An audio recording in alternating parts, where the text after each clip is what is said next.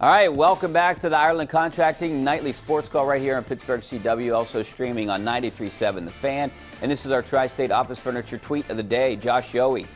Geno Malkin, I'm not worrying about his next contract. You just heard that soundbite a few minutes ago if you were listening to Pittsburgh CW 10 o'clock news. He said, I'm a pretty rich guy.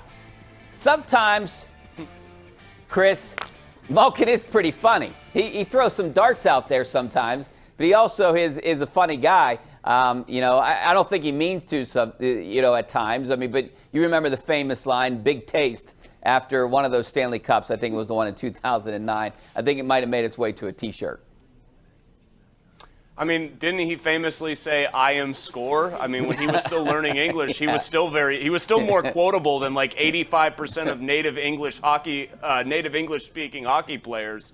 I'm pretty rich is just funny because in context, it's him saying, I'm not worried about my next contract. I would actually take that as a pretty good sign for the Penguins that if he wants to stay here, it sounds like he's not got money on the mind at all. And he is pretty rich.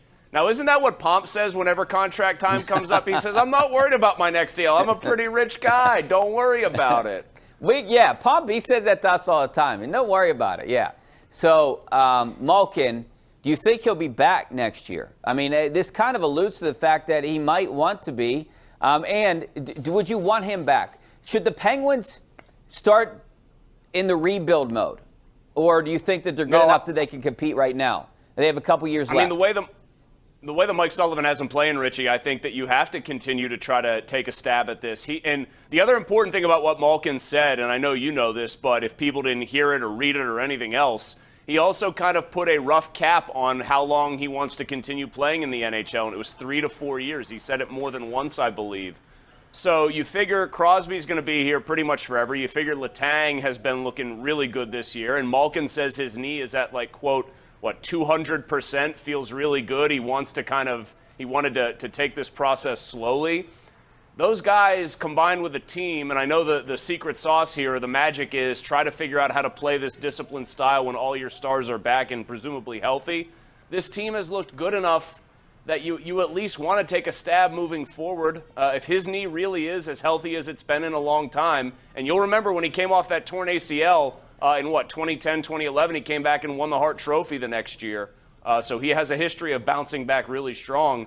I would want to keep him. And the Fenway Sports Group, the new owner for this team, everything we've heard suggests they want to keep that core of 3 intact because I think they know it's good for business and you might stumble your way into a cup accidentally along the way. Yeah, I feel like they do have a couple more years, but I don't want them to turn into the Kings or the Blackhawks or a team like that. But I still think that those 3 have some talent and can compete. The Penguins haven't played since December 19th. They're playing well right now, and Malkin is not he said he wasn't going to play on their next game, which is the second against the Sharks. All right, let's go out to the phone lines. We got Bill out in Castle Shannon. How you doing, Bill? Hey, Rich, how you doing? Good, thanks for calling. Yeah. Okay. Hey, I got 2 questions for you. Number 1, Pitt's going to lose tomorrow without Pickett, and the Steelers are getting 3 points against Cleveland on Monday night at home. You got to bet on the Steelers. Thank you. All right, I'll agree with the second point, Mueller. I like the Steelers, especially if this is Ben's last game. I think he wills them to a win somehow, or maybe throws 4 picks. But I actually like the Steelers in this game, and I do like Pitt, and I'm not trying to be a homer here, but I think Pitt has a chance to win with that offense. I know it's not Kenny Pickett back there, but it's still the same offense, and Patty's been around, and they don't have Walker.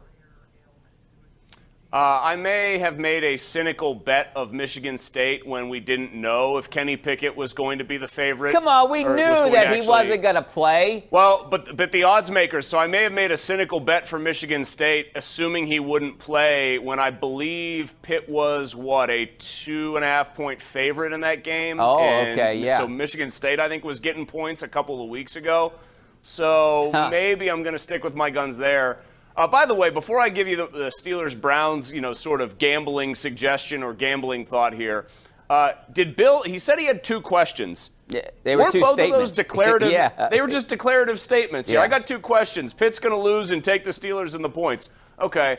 I've seen 3.5 for this line, and with the hook, I get a little bit nervous, right? Because I could easily see it being a field goal game. The Browns can't get out of their own way. At 3, Man, I almost feel like that's got push written all over it. One of the things I think, Richie, and this is not an attack on you, I promise, because you hedged your bet by saying he might also throw 4 interceptions. I just think there has been way too much sort of ignorance, I guess, of just how bad this offense has looked with the exception of a handful of fourth quarters lately. The Browns' defense is good. You know, we all laugh, and rightly so, at what a complete debacle the Mayfield situation has really turned them into on offense and how they just can't get out of their own way. That defense is completely legitimate. I mean, I think Garrett should have a field day, assuming they get most of their guys back off the COVID list, whoever's still on there, and that defense is ripe and ready to go. There's no reason to think that they're not going to have their way, that they're not going to pressure Ben, that they're not going to stifle the running game like everyone else has, and make this a long Monday night for the Steelers offense. Like, I just, you know what I would go with in this game? I would probably lean towards the under. I don't even care what the number is. It just does not feel like either team is going to score a lot of points. The Steelers because they can't, the Browns because they're too stupid to. Yeah, the Steelers need to do something on offense. They can't go in with the same game plan. They need to rip it up and just figure something else out. I don't know what they can do. Do the hurry up to start the game. Do the hurry like they said. Like I think it was Colony. I mean, do the hurry up to start the game, and maybe just do it the entire game. If guys get tired, fine. I think they need to do something.